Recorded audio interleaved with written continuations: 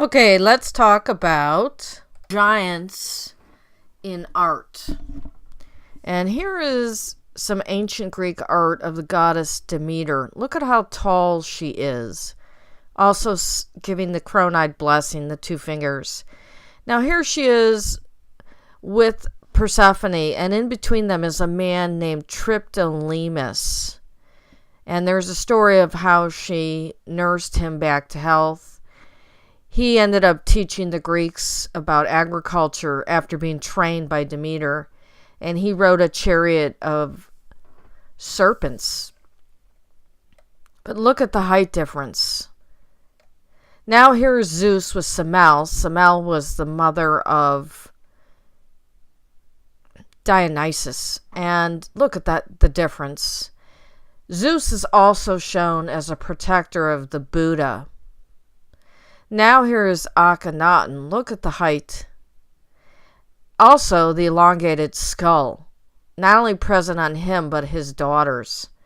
Now here is the KV-55 skull that is supposed to be that of Akhenaten. That is not a normal skull. This is a normal skull. That skull is more Neanderthal-like. Look at this. The Neanderthal had a larger brain capacity, and they tell us that he was smaller, but the head was huge. So how do we downgrade? Now look at this. This is a giant, the Holy Ghost. It was out at Horseshoe Canyon.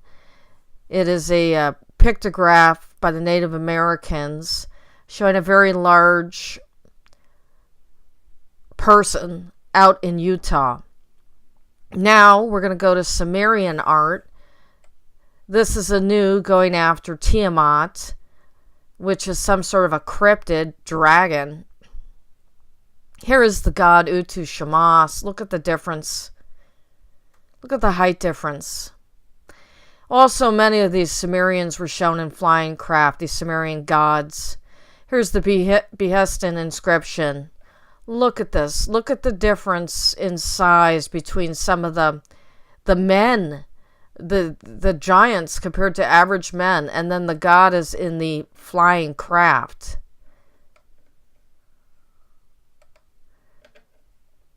So, ancient art shows us quite a bit around the world about these giants and some flying craft that these gods and goddesses were in.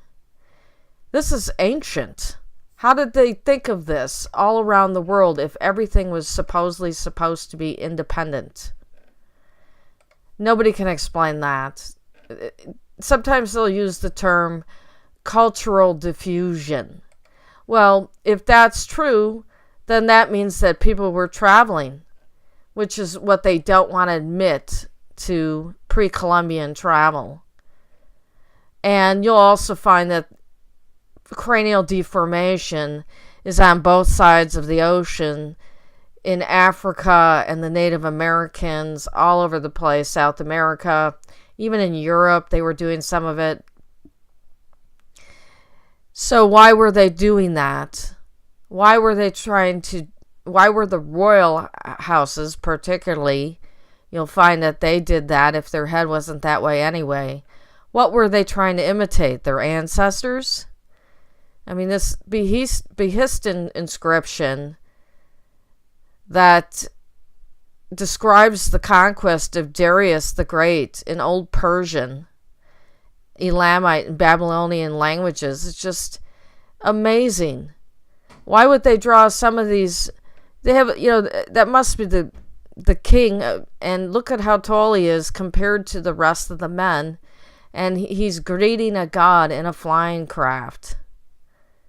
This is in the Kermanshah province in Iran, Mount Behestan. Amazing. Too bad we're all at war.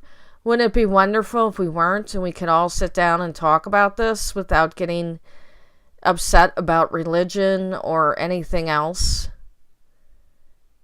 Wouldn't that be nice to sit down and have everybody compare notes?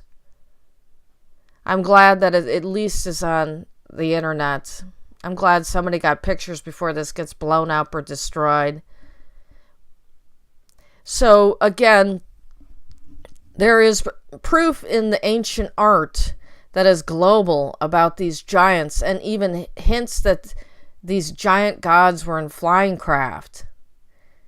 So here we have another proof from the past, and even modern day anthropology is showing you Neanderthal skulls that are larger, different than modern human, a bigger brain capacity, and one would surmise a larger intelligence.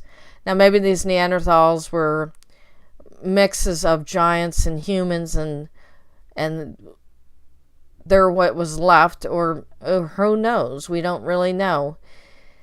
But the head is incredibly different, and the Neanderthal had an occipital bun, which is in the back of the skull, that was supposed to be the area that is different than most humans. And there are some people that are of European descent that may have inherited an occipital bun, because there probably was some mixing.